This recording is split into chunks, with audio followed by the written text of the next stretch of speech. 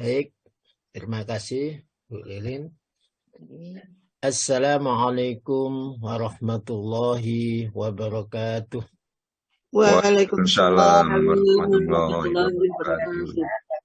Alhamdulillah alladzi anzala al-Qur'an hudan linnas wa bayyinatin minal huda wal furqan. Asyhadu an la ilaha illallah wa asyhadu anna Muhammadan abduhu wa rasuluh. Allahumma salli ala sayyidina Muhammadin wa ala alihi wa sahbihi ajma'in. Amma ba'd. Yang saya hormati Ustadz Soekardi, Bapak Ibu rahimakumullah. Alhamdulillah, kita panjatkan puji syukur kehadirat Allah Subhanahu wa taala yang telah melimpahkan kepada kita kenikmatan berupa iman, kenikmatan berupa kesehatan, kenikmatan berupa rizki, dan kita semuanya bisa berkumpul di pagi hari ini di depan laptop kita masing-masing, di depan HP kita masing-masing. Mudah-mudahan apa yang kita kerjakan pada hari ini sebagai wasilah kita untuk masuk ke dalam surganya. Amin. Salawat dan salam pada Rasulullah Sallallahu Alaihi Wasallam yang telah mengantarkan kita dari jalan yang penuh dengan murka Allah menuju jalan yang penuh dengan ridha Allah, yakni dinul Islam.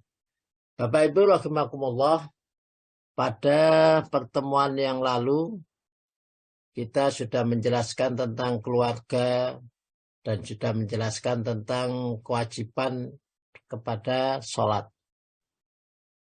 Dan pada hari ini kita akan menjelaskan tentang taat kepada Allah Subhanahu wa taala. Pada pertemuan kali ini, kenapa harus taat kepada Allah?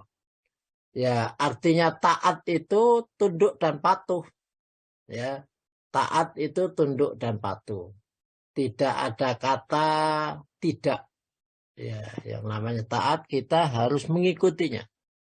Kalau dalam Al-Quran, ya ayyuhan nasu u'budu rabbakum.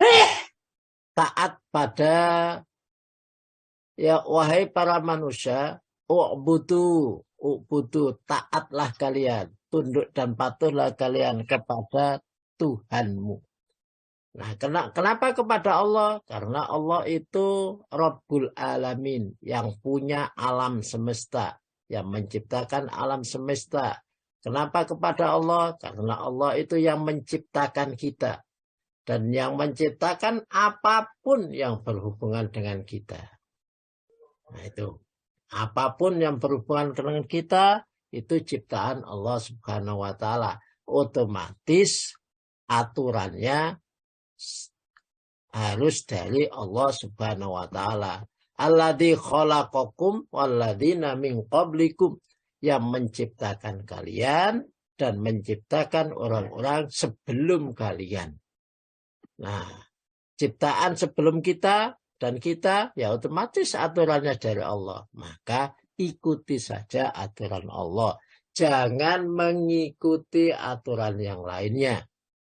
Kalau mengikuti aturan yang lainnya, pasti akan berbeda dengan kita. Baik, kita lanjutkan. Ya. Kenapa harus taat pada Allah? Dalam Al-Quran, surat kedua, ayat 284. Semua yang ada milik Allah Subhanahu wa ta'ala. Lillahi ma fis samawati wa ma fil ardh. Wa in tubdu ma fi anfusikum aw tukhfuhu yuhasibkum bihillah fayaghfiru liman yasha'u wa yu'adzibu man yasha'u Wallahu ala kulli syai'in qadir. Monggo Bu Ati. Nggih Ustaz. A'udzubillahi minasyaitonirrajim. Bismillahirrahmanirrahim. Milik Allah lah apa yang ada di langit dan apa yang ada di bumi. Jika kamu menyatakan apa yang ada di dalam hatimu atau kamu menyembunyikannya, niscaya Allah memperhitungkan bagimu. Dia mengampuni siapa saja yang Dia kehendaki dan mengazab siapapun yang Dia kehendaki. Allah Maha Kuasa atas segala sesuatu. Baik, terima kasih. Ya Ustaz. Lillahi ma fis samawati wa ma fil ard. Kenapa kita harus taat kepada Allah? Karena lillahi, milik Allah. Lillahi, milik Allah. Ma fis samawat wa ma fil ard. Apapun yang ada di langit dan apapun yang ada di bumi. Di langit dan apapun yang ada di dalamnya. Bumi dan apapun yang ada di dalamnya. Termasuk kita, harta kita, anak-anak kita, dan semuanya, nyawa kita, semuanya milik Allah Subhanahu wa Ta'ala. Kalau kita tidak taat kepada Allah, nah taat kepada siapa? Kalau taat kepada yang lainnya, pasti akan tidak sesuai dengan aturannya.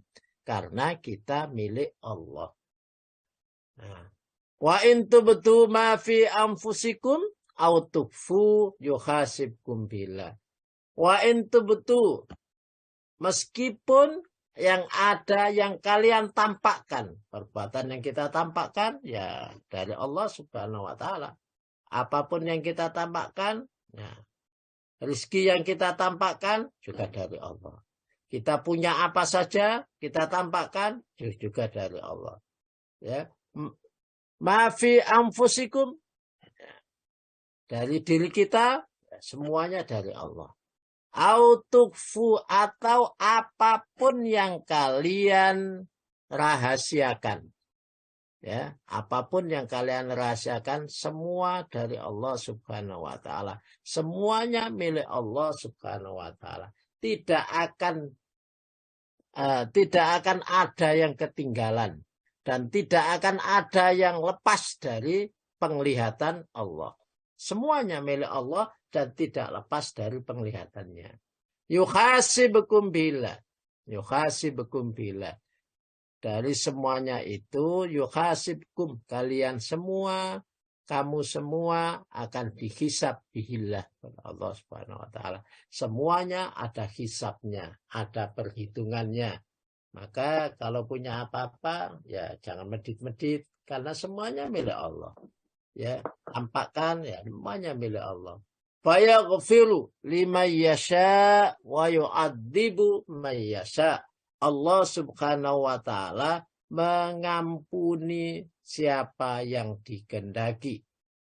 Ya, liman, kepada orang yasha yang berkehendak. Jadi liman yasha wa yu'adzibu man yasha, dan menyiksa siapa yang dikehendaki. Ada contoh ya, manusia yang pertama yaitu Nabi Adam. Nabi Adam itu luar biasa. Gurunya itu Allah langsung. Ya. Wa 'allama Adamal asma. Gurunya itu Allah langsung. Ya, luar biasa cerdasnya Nabi Adam karena gurunya langsung Allah. Nabi Adam punya kesalahan. Iblis juga punya kesalahan. Tapi Nabi Adam berkehendak untuk meminta maaf. Maka Allah memberikan maafnya. Jadi orang yang dikehendaki Allah ampunan adalah orang yang lima yasa, itu adalah orang yang berkehendak untuk meminta maaf. Iblis punya kesalahan.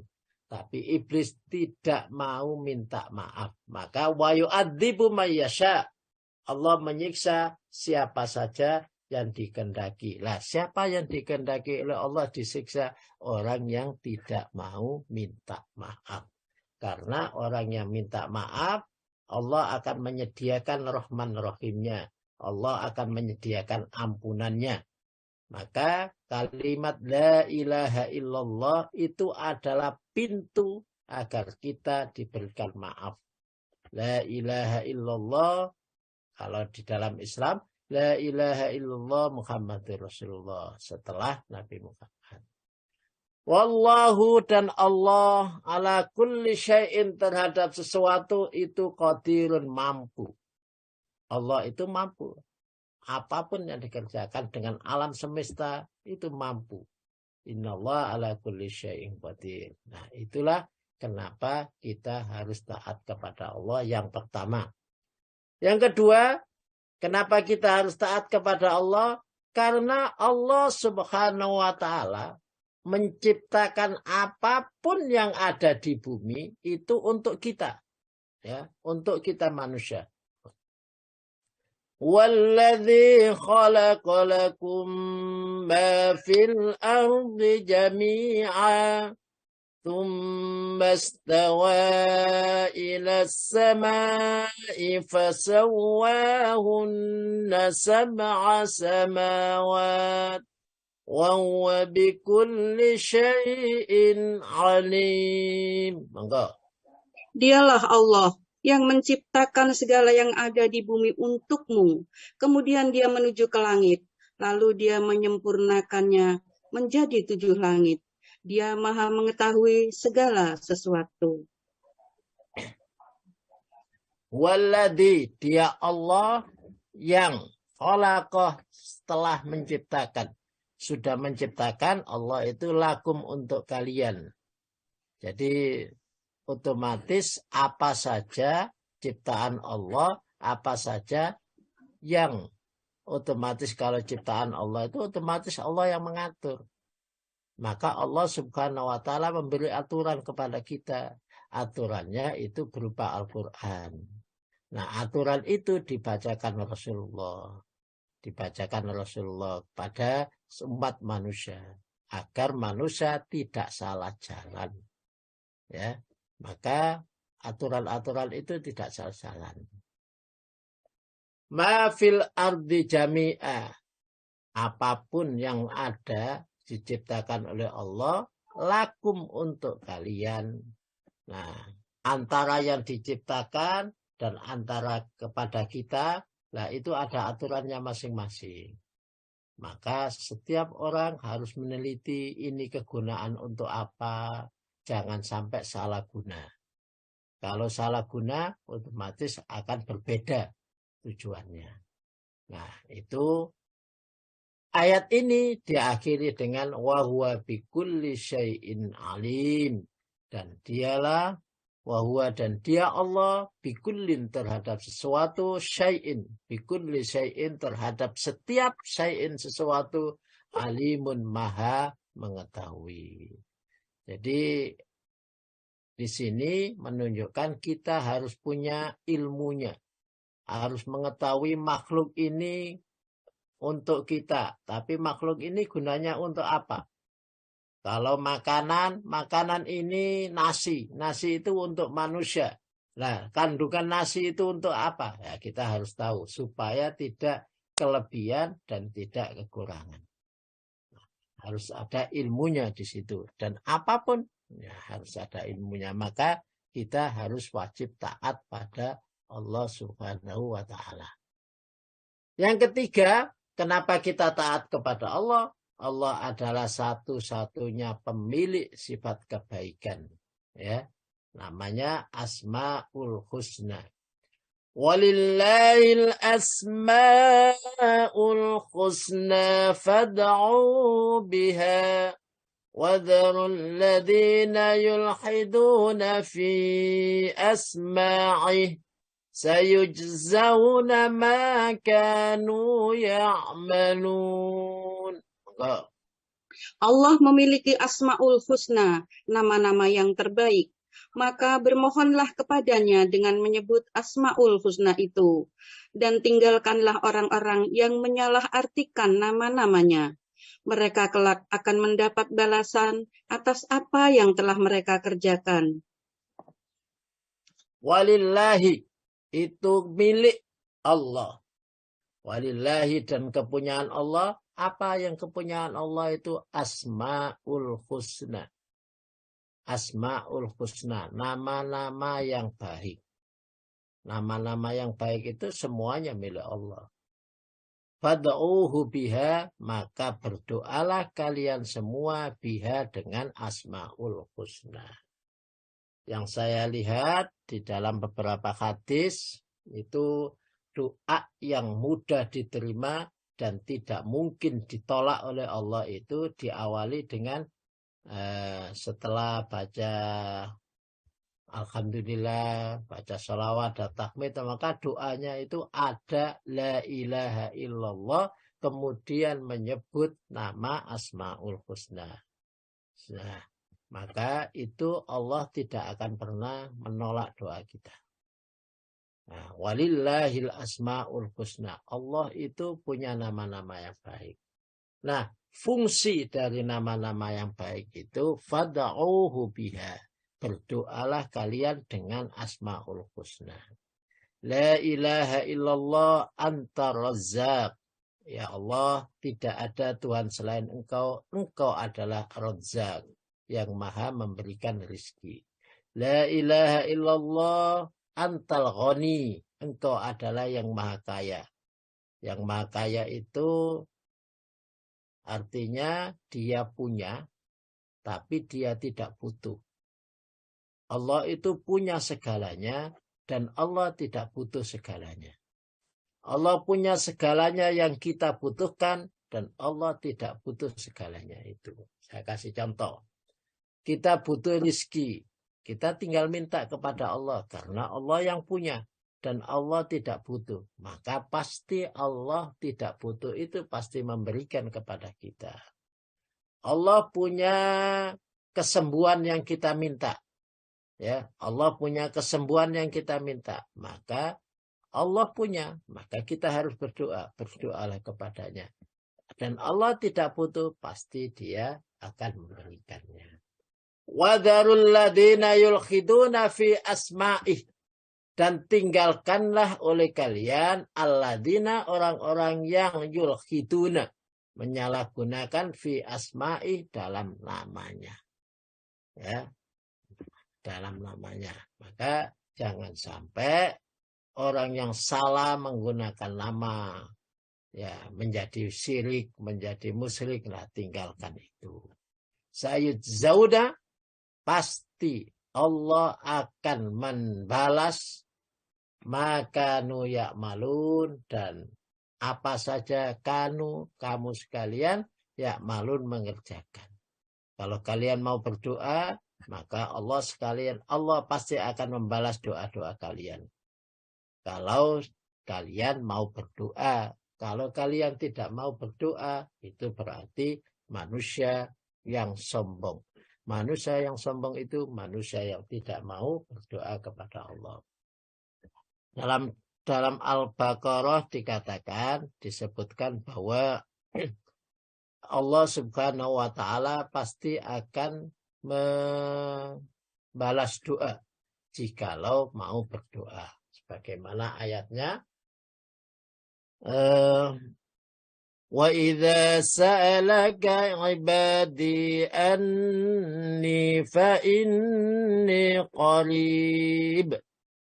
Wa idza sa'alaka, dan apabila bertanya kepadamu hambaku tentang aku, ibadi tentang aku.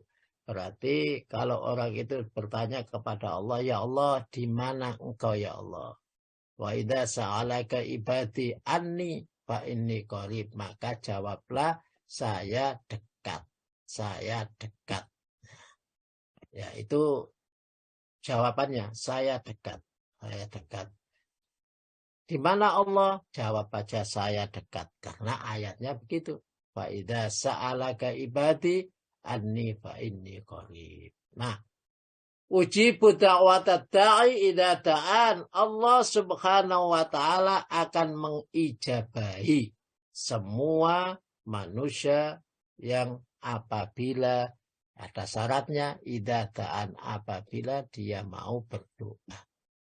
Jadi doa apa saja Allah pasti mengijabahi. Ayat ini menunjukkan bahwa manusia saat itu lagi galau. Ya Allah, di mana letaknya Engkau ya Allah? Saya punya masalah ini, saya punya problem saya ini. Nah, lagi galau. Maka doa saja, doalah. Jangan tidak berdoa. Jangan malah lari ke yang lainnya. Kadang-kadang orang itu punya masalah tidak lari kepada Allah, tapi lari kepada yang lainnya, lari kepada dukun. Nah, itu yang aneh itu begitu. Orang itu disekolahkan sampai sekolah tinggi, ya sudah makan bangku sampai profesor dan sampai punya jabatan, tapi kadang-kadang kalau punya masalah larinya kepada orang yang lebih bodoh, orang yang tidak sekolah, larinya ke situ. Ya, bahkan di gunung-gunung dicari, ya, padahal mereka tidak pernah sekolah. Nah, itu aneh manusia yang begitu. Maka Allah Subhanahu wa taala sudah menyediakan dirinya. Uji da'wata da'i idza da'an. Maka kata Allah, falyastajibu li falyu'minu bi. Ya, maka berdoalah kalian, pasti Allah akan mengijabahi. Itu syaratnya. Kalau syaratnya memang diperintahkan untuk berdoa. Nah, dalam doa itu ada walillahil asmaul husna. Ada asmaul husna. Maka boleh, ya Allah, Engkaulah yang maha la ilaha illallah, tidak ada Tuhan selain Allah. Dan saya pasrahkan semua kondisi kita dalam asmaul husna. Boleh begitu. Boleh, ya Allah ya Razzaq, ya Allah ya Ghani, ya Allah ya Rahman, ya Allah ya Rahim. Boleh. Nah, itu kenapa kita harus taat kepada Allah. Selanjutnya, taat kepada Allah itu tidak bisa kita langsung. Harus mengikuti Rasul. Bagaimana Rasulnya? Nah, maka Allah Subhanahu wa taala sebagaimana yang saya berikan tadi, bahwa harus dibacakan oleh Rasulullah. Ayat Al-Qur'an harus dibacakan. Nah, siapa yang membacakan, baik dibacakan, yang mempraktekkan itu adalah pada Rasulullah. Laqad kana lakum fi Rasulillahi uswatun hasanah liman kana yarjullaha wal yawmal akhir wa dzakarallaha katsira. Monggo. Sungguh, pada diri Rasulullah benar-benar ada suri tauladan yang baik bagimu, yaitu bagi orang yang mengharap rahmat Allah dan kedatangan hari kiamat, serta yang banyak mengingat Allah. Laqad kana lakum, sungguh betul-betul ada, lakum untuk kalian semuanya, fi Rasulillahi, di dalam diri Rasulullah. Di dalam diri Rasulullah, baik itu ucapan, baik itu tindakan, semuanya ada. Tidak ada yang tidak ada. Maka contohlah Rasulullah. Baik perintahnya, baik tindakannya. Maka ada tindakan yang harus kita contoh dan ada ucapan yang harus kita ikuti. Di dalam diri Rasulullah. Fi Rasulillahi, di dalam diri Rasulullah Sallallahu Alaihi Wasallam diciptakan itu adalah uswah, sebagai percontohan hasanatun yang baik. Jadi kalau ingin menjadi orang yang baik, ya contoh Rasulullah. Jangan mencontoh yang lain. Contoh Rasulullah Sallallahu Alaihi Wasallam. Liman kana yarjullah, liman bagi siapa saja, karena ono sopeman yarjullah, yang mengharapkan Allah Subhanahu wa taala. Siapa yang mengharapkan Allah, berharap kepada Allah dan berharap pada hari akhir yang baik, berharap kepada husnul khotimah, maka jadikan Rasulullah sebagai percontohan. Kalau wal yaumal akhir, di hari akhirnya, maka ada Pak Agus itu menjadi ketuanya pengantar husnul khotimah. Ya. Wa dzakarallaha katsira, dan ada zikirlah, ingatlah kepada Allah. Maka banyak mengingat kepada Allah, kasiran yang banyak. Ya, kasiran yang banyak. Di dalam ayat lain, qul in kuntum tuhibbunallaha fattabi'uni yuhibbukumullah wa yaghfir lakum dzunubakum wallahu ghafurur rahim. Monggo. Katakanlah Nabi Muhammad, jika kamu mencintai Allah, ikutilah aku. Niscaya Allah akan mencintaimu dan mengampuni dosa-dosamu. Allah Maha Pengampun, lagi Maha Penyayang. Kul in kuntum, katakanlah hai Muhammad, in kuntum, jika kalian semua, jika kamu semuanya tuhibbunallah, mengaku cinta kepada Allah, fattabi'uni, maka ikutilah aku. Baik perbuatanku, baik lesanku, maka ikutilah. In kuntum tuhibbunallah fattabi'uni. Jangan mencintai selain Allah lebih dari cintanya kepada Allah. Fattabi'uni, dan ikutilah saya. Fattabi'uni, ikutilah saya, berarti ikuti Rasulullah. Ya. Maka yuhibbukumullah, maka Allah akan mencintai kalian. Wa yaghfir lakum, dan mengampuni kalian, mengampuni kamu semua. Kenapa di sini ada yuhibbukumullah wa yaghfir lakum, dan Allah akan mengampuni kalian? Karena pada dasarnya setiap manusia itu pasti melakukan dosa.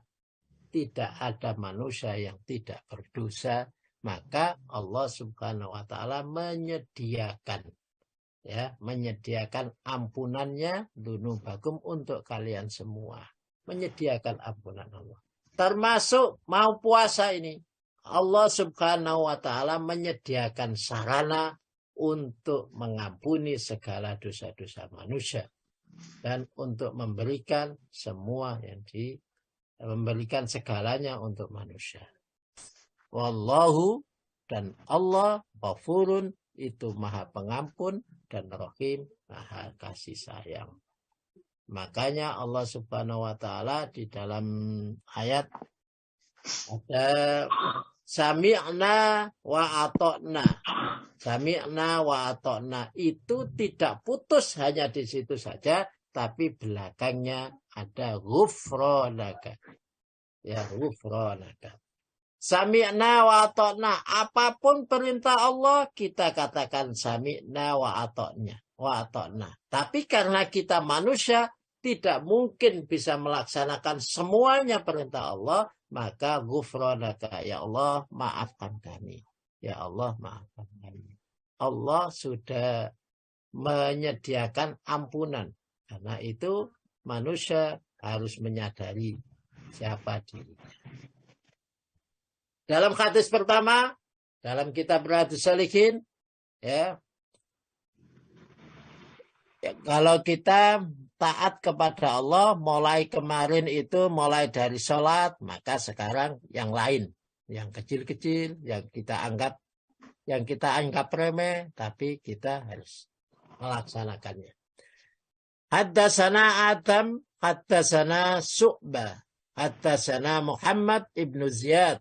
Qala sami'tu Aba Hurairah radhiyallahu an.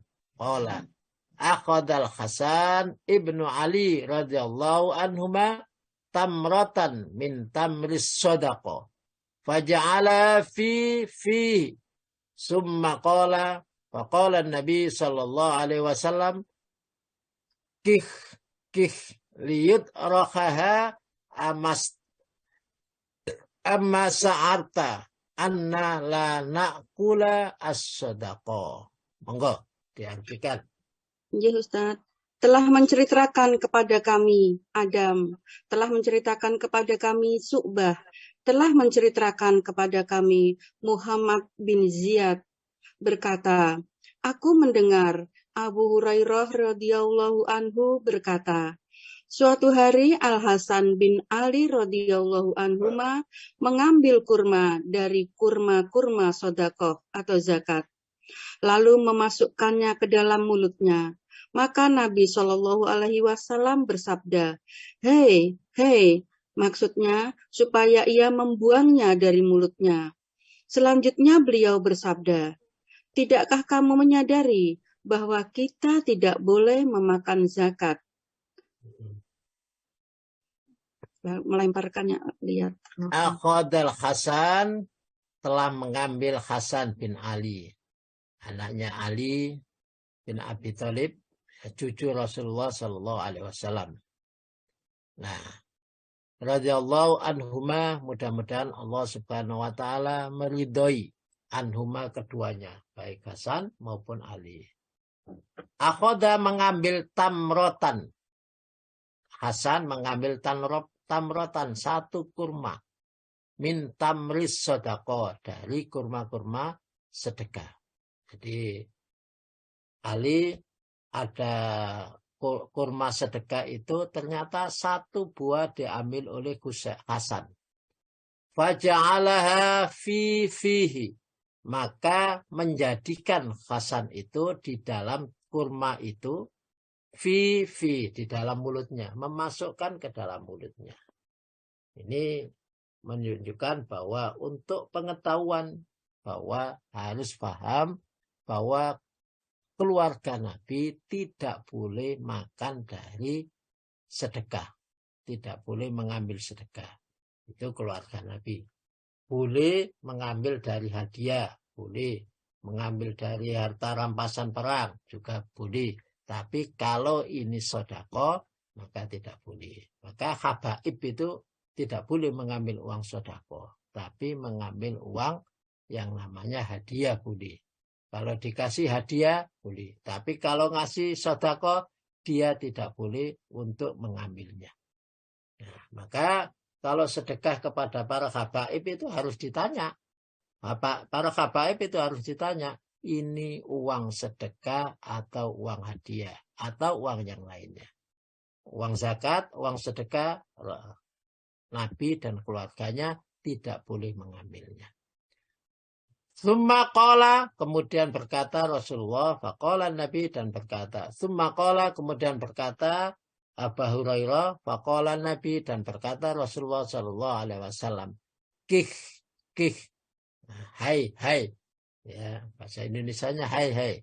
Liyut rohaha, maksudnya untuk supaya melemparkan kurma itu. Tamrotan, dilemparkannya. Amma syarat, apakah Anda tidak mengetahui, Anda tidak merasakan atau memahami, anna sesungguhnya kita, Rasulullah dan keluarganya, la na'kulu, kita tidak boleh makan as-sodaqoh. Nah, ini untuk dipahami. Kita tidak boleh makan dari hasil sedekah. Itu keluarga Nabi. Jadi yang kecil saja, yang berupa kurma itu harus dipahamkan kepada keluarganya. Itu mendidik anak dari yang kecil. Hadis ini mempunyai kandungan keluarga orang yang menjadi tanggungan Rasulullah, keluarga yang menjadi tanggungan harus diarahkan pada kebenaran. Ya, mana yang benar, mana salah, mana yang boleh, mana yang tidak, harus diarahkan kepada kebenaran dengan cara yang baik dan bijak. Tidak usah, anak kecil tidak usah dipukul anak, tapi dengan cara yang baik dan bijak supaya dia memahami. Ahlul Bait, keluarga Nabi, tidak boleh makan dari harta zakat atau sedekah. Ya. Hadis ini mempunyai arti para pemimpin bertanggung jawab menghimpun zakat. Karena semua zakat berkumpul kepada Nabi. Dan Nabi itu adalah pemimpin. Nabi itu adalah pemimpin. Ya. Dan membagikan dengan yang amanah. Tidak boleh diambil kalau dibagikan kepada, diserahkan kepada Nabi. Dan Nabi tidak boleh, keluarganya tidak boleh. Maka pasti sangat amanah. Maka pemimpin itu harus amanah dalam membaginya. Jangan ada yang, oh ini kelihatannya baik, mahal harganya, oh ini disimpan untuk pribadi. Ya tidak. Tidak boleh pemimpin begitu. Dalam hadis yang kedua, Hattasana Ali ibnu Abdullah akhbarona Sufyan qala al-Walid ibnu Katsir akhbaroni annahu sami'a Wahba ibnu Kaisan annahu sami'a Umran bin Abi Salama yaqul kuntu gulaman fi hajrin Rasulillah sallallahu alaihi wasallam wa kanat yati tatishu fi sikhfa faqala li Rasulullah sallallahu alaihi wasallam ya gulam sammillah wa qul bi yaminika wa qul mimma yalika fama zalat tilka ti'mati ba'du. Monggo diartikan. Telah menceritakan kepada kami Ali bin Abdullah, telah mengabarkan kepada kami Sufyan. Ia berkata, Al-Walid bin Katsir telah mengabarkan kepadaku bahwa ia mendengar Wahb bin Kaisan, bahwa ia mendengar Umar bin Abu Salamah berkata, waktu aku masih kecil dan berada di bawah asuhan Rasulullah Shallallahu Alaihi Wasallam, tanganku bersiliweran di nampan saat makan. Maka Rasulullah Shallallahu Alaihi Wasallam bersabda, wahai gulam, bacalah Bismillah, makanlah dengan tangan kananmu dan makanlah makanan yang ada di hadapanmu. Maka seperti itulah gaya makanku setelah itu.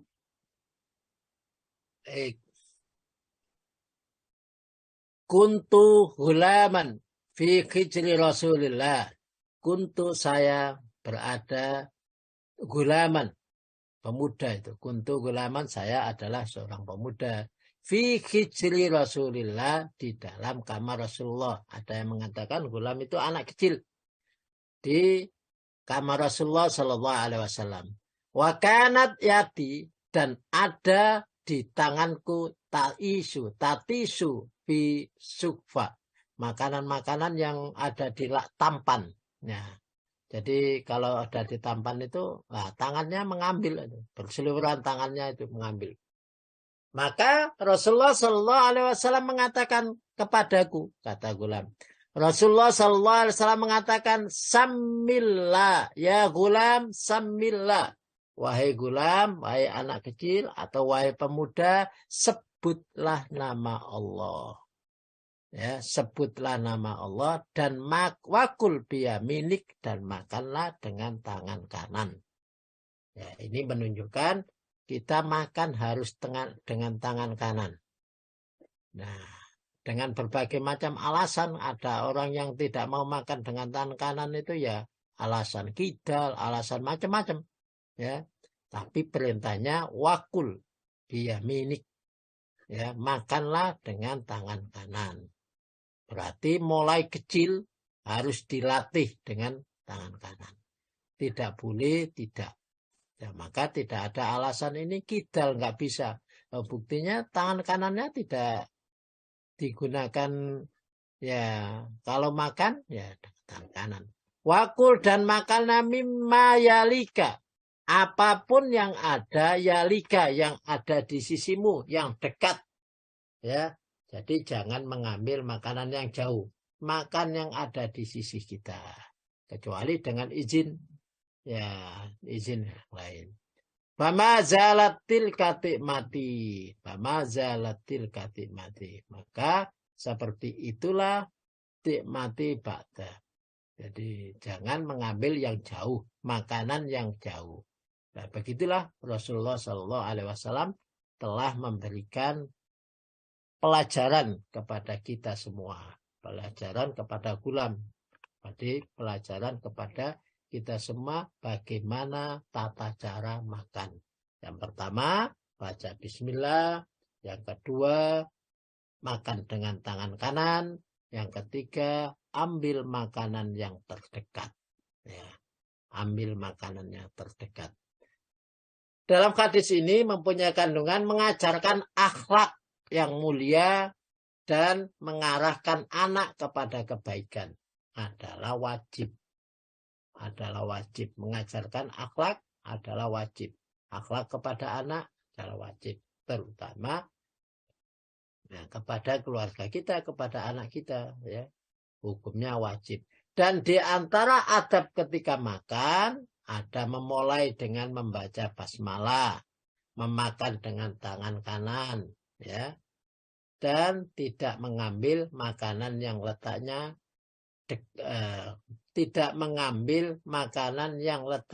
dekat dengan orang lain, ya, dekat dengan orang lain. Maka ambillah yang dekat dengan kita saja.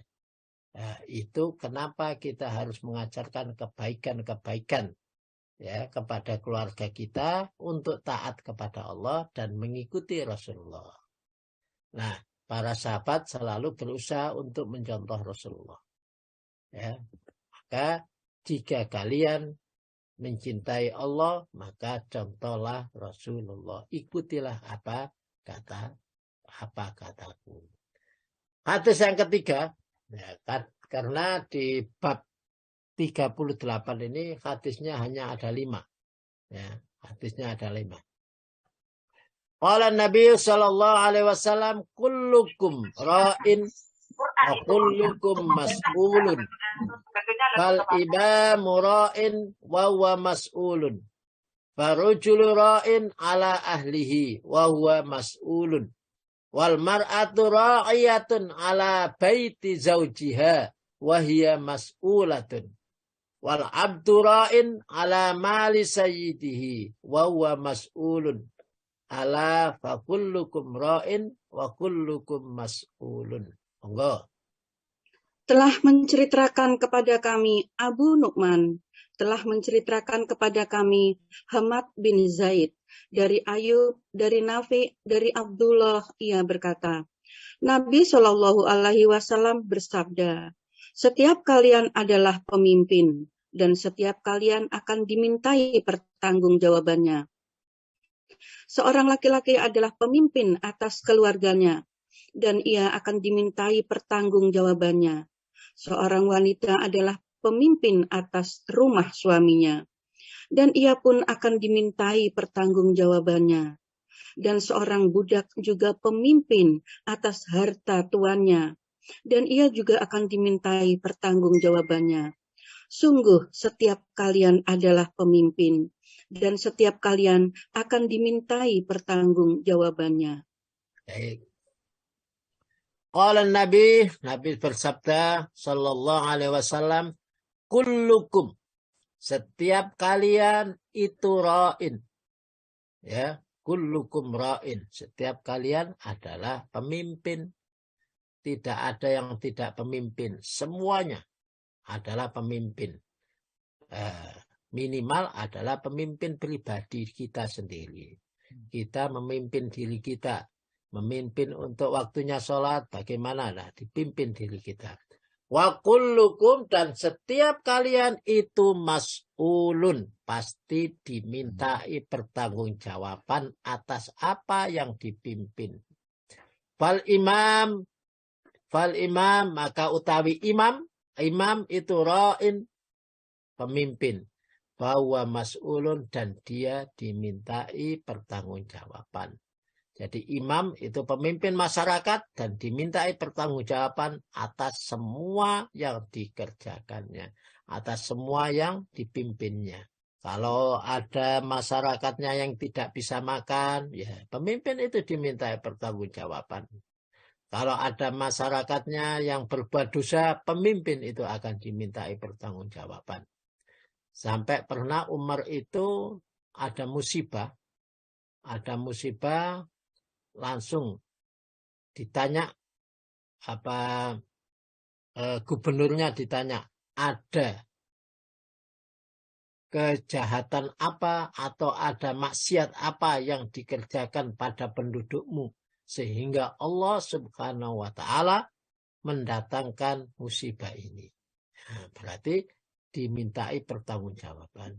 Warajulu, dan seorang laki-laki secara pribadi, ra'in adalah pemimpin. Laki-laki itu adalah pemimpin ala ahlihi, terhadap keluarganya.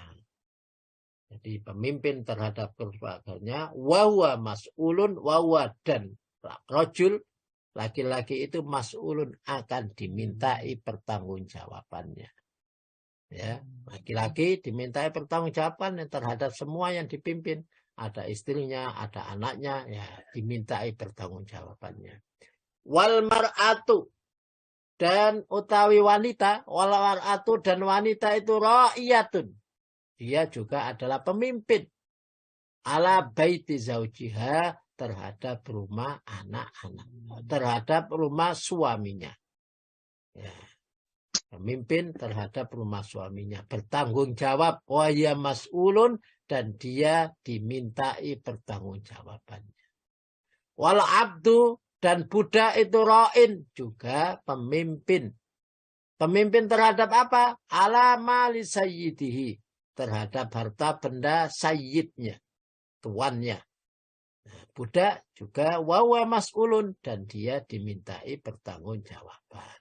Jadi dari imam sampai budak itu dimintai pertanggungjawaban. Tidak ada yang tidak ada yang lepas. Semuanya yukhasibkum, dihisab oleh Allah dan diminta pertanggungjawaban. Ala, ingat, fakullukum, maka sesungguhnya kalian semua itu ra'in, pemimpin. Setiap kalian itu ra'in, wa kullukum, dan setiap kalian mas'ulun, akan dimintai pertanggungjawaban. Hadis ini mempunyai kandungan hadis dalam Islam. Tanggung jawab itu dibagi dua, bersifat agama dan bersifat duniawi. Yang bersifat agama akan diminta pertanggungjawabannya di hari kiamat. Jadi yang bersifat agama diminta pertanggungjawabannya di hari kiamat. Kenapa sampai anak-anakmu tidak sholat? Kenapa sampai anak-anakmu maksiat? Kenapa sampai anak-anakmu berbuat begini, dan dimintai pertanggungjawaban?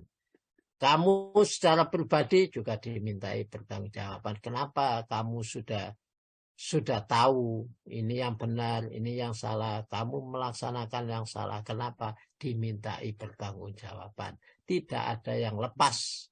Ya, semua dimintai pertanggungjawaban. Setiap individu memiliki tanggung jawab. Setiap individu memiliki tanggung jawab, hanya saja yang kecil, hanya saja ada tanggung jawab kecil, ada tanggung jawab besar. Ada pemimpin, itu tanggung jawab besar. Ada rajulun, tanggung jawab besar. Ada budak, tanggung jawab kecil. Ya.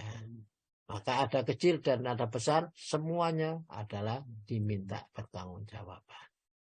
Mengurus dan mendidik anak adalah tanggung jawab yang harus diprioritaskan oleh orang tua. Harus diprioritaskan oleh orang tua. Maka di situ dikatakan kullukum, setiap kalian itu pemimpin.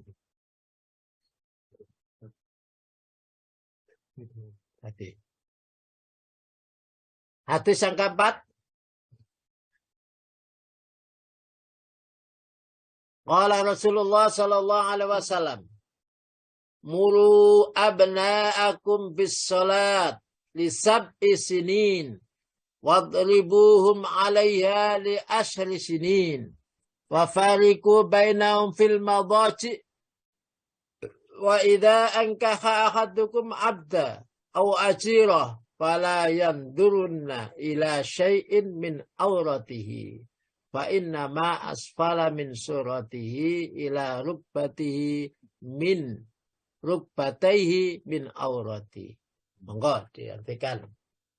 Dari Amru bin Su'aib, dari bapaknya, dari kakeknya, dia berkata bahwa Rasulullah Shallallahu Alaihi Wasallam bersabda, perintahkanlah anak-anak kalian untuk melaksanakan sholat ketika mereka berumur 7 tahun, dan pukullah mereka jika menolak sedang umur mereka masuk 10 tahun. Serta pisahkanlah tempat tidur di antara mereka. Jika di antara kalian menikahkan budak atau pelayannya, maka jangan sekali-kali melihat sesuatu dari auratnya. Karena sesungguhnya apa-apa yang berada di antara pusat sampai lututnya adalah aurat baginya. Qala Rasulullah sallallahu alaihi wasallam. Bersabda Rasulullah sallallahu alaihi wasallam. Muru abna'akum, perintahkanlah oleh kalian semuanya. Abna'akum, anak-anak kalian, ya, baik laki-laki maupun perempuan, bisolah, tentang sholat. Nah, ini keluarga harus diajari tentang sholat. Lisab'i sinina, lisab'i sinina, masuk pada 7 tahun.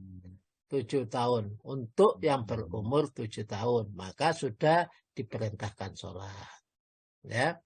Wadribu, dan pukullah. Ya, mukullah kalian semua hum, kepada anak-anak kalian. Alaiha, ya, pada anak-anak itu. Li asri sinin. Untuk yang berumur 10 tahun. Ini menunjukkan kewajiban. Ya. Wajib anak itu diperintahkan untuk sholat. Kalau 7 tahun, nah diajari. Kalau 10 tahun sudah wajib. Kalau tidak mau, maka pukullah. Dengan pukulan yang tentunya tidak menyakitkan. Ya. Nah, dipukul supaya dengan pukulan yang tidak tambah lari, tambah gak gelem. Nah, ada orang itu, orang tua-tua kita, dan kita dulu itu diajari ngaji itu, dibawakan pukul itu apa? Tudingnya itu besar, nah, penjalin itu, nah, gak bisa dipukulkan. Nah, itu kadang-kadang menyakiti. Nah, akhirnya yang ngaji wis gak gelem balik, wis pisan ae wis gak gelem balik. Nah, begitu ndak boleh. Wafariku, dan pisahkanlah oleh kalian semua bainahum, di antara mereka. Wafariku, lah berpisahlah kalian semua bainahum, di antara mereka. Fil madhaji'i, di dalam tempat tidur.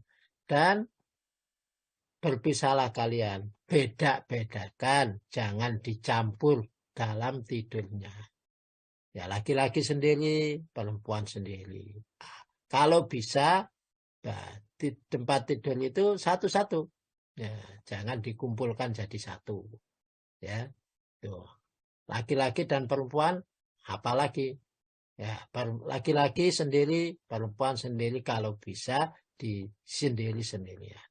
Wa idza ankaha akhadukum, dan apabila menikahkan kalian semua, ya, di antara akhadukum, kalian semua, abdahu, budaknya, au ajirau, utawa pembantunya, ya, wis dinikahno, au ajirau, utawa pembantunya sudah dinikahkan, falayandur, walayanduronna, maka jangan sekali-kali kalian melihat. Ya, wis dinikahno, budak itu sudah dinikahkan, jangan sekali-kali kamu melihat ila syai'in, terhadap sesuatu, min auratihi, dari auratnya. Dari auratnya. Jangan dilihat auratnya. Nah, auratnya itu apa? Fa inna ma asfala min suratihi ila rubbatihi.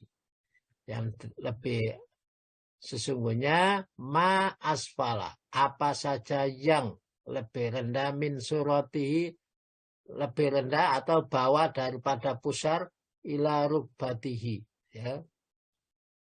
Ila rubbatihi, kepada rubbah, ya.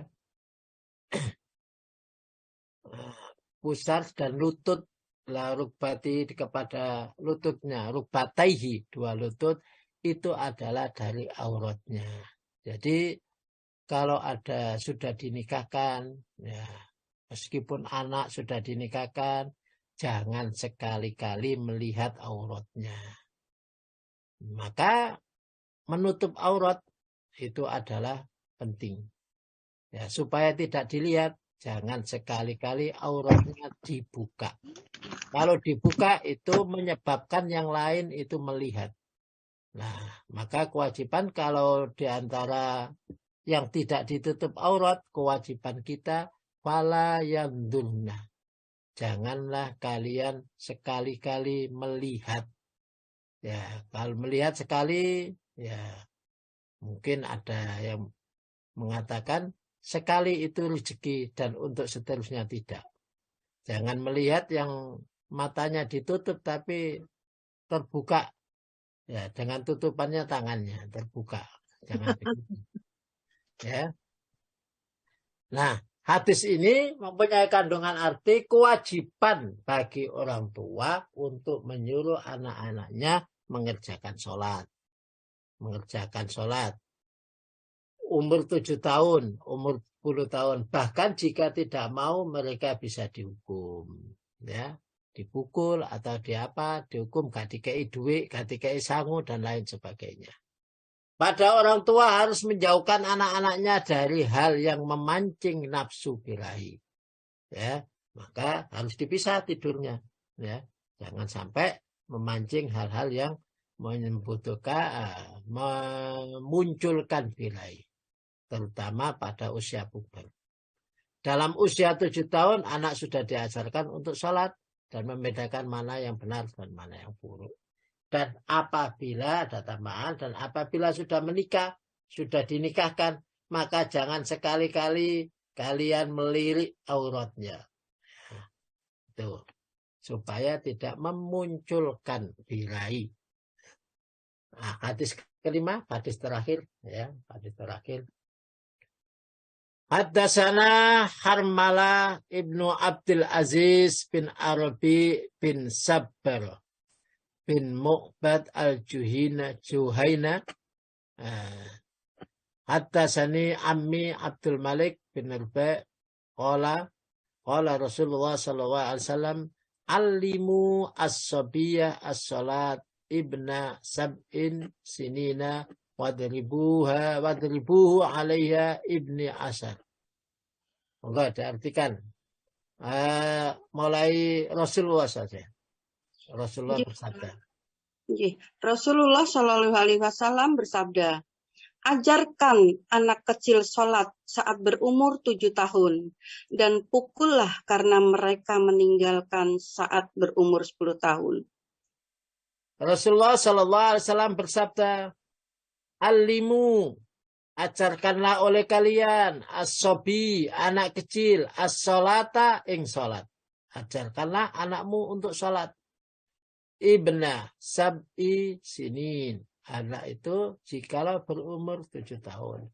Wadribuhu, dan pukullah ya kepada anak-anaknya kalian alaiha, terhadapnya ibna isrin, saat anak berumur 10 tahun.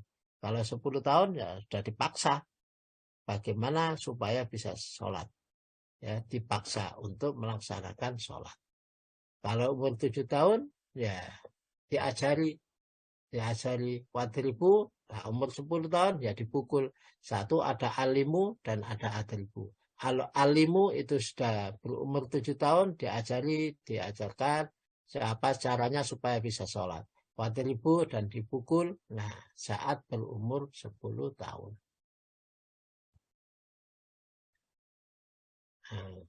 Loh, kok habis? Nah. Kandungan hadis, ya, orang tua harus menjadi teladan, ya, dalam melaksanakan ketaatan kepada Allah. Jangan hanya anaknya diajari, dipukul, tapi dia sendiri tidak melaksanakan. Ya, anaknya disuruh ke masjid, ayo jamaah ke masjid, tapi wong tua nih gak tahu nama masjid. Ya diajarilah. Kalau mengajari anak supaya bisa sholat, supaya bisa tahajud, maka kerjakan tahajud itu, sholat tahajud itu di sebelah anaknya saat tidur. Kalau tidak mau, ya begitu. Siapa tahu suatu saat nanti anaknya menyadari, oh ayah saya dulu selalu sholat tahajud di saya. Meskipun saat itu anaknya tidak mengerjakan, tapi suatu saat anaknya itu ingat bahwa orang tuanya selalu tahajud di sampingnya saat dia sholat. Begitu juga mungkin saat dia sudah punya anak mencontoh begitu. Jadi tidak hanya sekarang, tapi di waktunya nanti akan dicontoh oleh anak-anaknya. Ya, nah, nanti jangan sampai sukanya merentah saja, tapi gak tahu ngongkon sembahyang nama masjid, tapi gak tahu nama masjid. Ngongkon sholat, tapi dia sendiri tidak sholat. Tapi keluarga harus sebagai contoh. Laqad kana lakum fi Rasulillahi uswatun hasanah liman kana yarjullaha wal yawmal akhir wa dzakarallaha katsira. Laqad kana, sungguh betul-betul ada, lakum untuk kalian semua, untuk kamu semua, fi Rasulillahi, di dalam diri Rasulullah Sallallahu Alaihi Wasallam itu uswatun hasanah. Ada apa dalam diri Rasulullah? Uswatun hasanah. Rasulullah itu adalah sebagai percontohan. Berarti Rasulullah mengerjakan apa saja itu sebagai percontohan untuk kita tiru. Yang dikerjakan Rasulullah itu adalah percontohan untuk kita tiru. Dan di dalam diri Rasulullah tidak mungkin ada salah. Ada salah. Kalau toh ada salah, itu memang Rasulullah diciptakan untuk percontohan bagaimana caranya untuk bertobat. Kalau kita tidak tahu caranya bertobat, nah, gimana? Maka Rasulullah itu sebagai manusia dicontohkan sebagai percontohan, maka Allah memberikan kesalahan. Sehingga diantaranya kan ada Rasulullah ditegur oleh Allah. Ya ayyuhan nabiyyu lima tuharrimu ma akallallahu lak tabtaghi mardata azwajik. Nah, itu menunjukkan bahwa Allah Subhanahu wa taala mendesain Rasulullah supaya bisa dijadikan percontohan bagaimana caranya bertobat. Liman kana, bagi orang kana ada sapa man yarjullaha, mereka menghendaki Allah, ya, bagi orang yang mengharap Allah. Jadi mengharapkan Allah, selalu mengharapkan Allah, ya contoh Rasulullah, ya. Mengharapkan ridha Allah, ya contoh Rasulullah. Mengharapkan disayang Allah, contoh Rasulullah, ya, contoh Rasulullah. Wal yaumal akhir, dan hari akhir. Hari akhir itu kita semuanya tidak tahu. Kita semuanya tidak tahu. Maka karena tidak tahu itu butuh keyakinan. Sampai orang yang beriman itu tidak hanya beriman, tapi pada hari akhir itu butuh keyakinan. Wabil akhiratihum yuqinun. Dan pada hari akhir itu mereka yakin. Karena sesuatu yang tidak pernah kita ketahui, ya. Kayak orang yang berbuat A, maka akibatnya begini, akibat itu adalah hari akhir. Akibat itu adalah hari yang kita tidak tahu, maka harus diyakini. Di akhirat itu hari yang kita tidak tahu, harus kita yakini. Barang siapa yang berbuat baik di dunia, di akhirat pada akhirnya akan berbuat baik. Allah akan memberikan kebaikan. Allah akan memberikan surga. Itu harus kita yakini. Ya. Barang siapa yang berbuat jelek, maka berakibat di dunia juga akibatnya jelek. Dan di akhirat akan dimasukkan neraka. Itu juga harus kita yakini. Ya. Wa dzakarallaha, dan ingat kepada Allah kasiran, dengan banyak. Udkurullah dzikron kasira, dan ingatlah kepada Allah dengan zikir yang banyak. Pada dasarnya hidup itu adalah untuk ingat pada Allah. Jangan sampai lupa kepada Allah. Kalau lupa, sekilas saja lupa, maka setan akan masuk. Dan kalau setan akan masuk, kita akan diarahkan kepada jalan setan, tidak jalan Allah. Nah, maka yang pertama, taatlah kepada Allah supaya kita selalu ingat di jalan Allah. Bagaimana? Selalu zikir kepada Allah. Nah, dalam sebuah kisah ada kekuatan zikir itu luar biasa. Ada gunung itu yang kita anggap kuat, ya, tidak akan bisa dihancurkan oleh apa. Ternyata gunung itu kalah dengan besi. Besi itu kalau jadi bom, wah, gunung itu hancur. Jadi dinamit, gunung itu hancur. Besi itu kalah dengan api. Yang kita anggap gunung bisa dikalahkan, ternyata kuat, bisa dikalahkan dengan besi. Besi itu hebat, ternyata bisa dikalahkan dengan api. Api itu hebat, ternyata bisa dikalahkan dengan air. Air itu hebat, ternyata masih bisa dikalahkan dengan sinar matahari. Ya, sinar matahari itu hebat, masih bisa dikalahkan dengan mendung. Mendung itu hebat, kelihatannya sudah bisa mengalahkan semuanya saja, ternyata bisa dikalahkan oleh mendung. Mendung itu hebat, bisa dikalahkan dengan angin. Angin itu hebat, bisa dikalahkan dengan manusia. Baru ini manusia, maka kalau sudah menjadi manusia, itu sudah bisa mengalahkan semuanya itu. Ya gunung, ya besi, ya api, ya macam-macam itu. Ya, bisa dikalahkan dengan manusia. Manusia itu hebat, hati-hati, jangan sampai kalah. Karena manusia itu hanya bisa kalah dengan minuman keras. Kalau orang minum keras, ya itu kalah. Ya.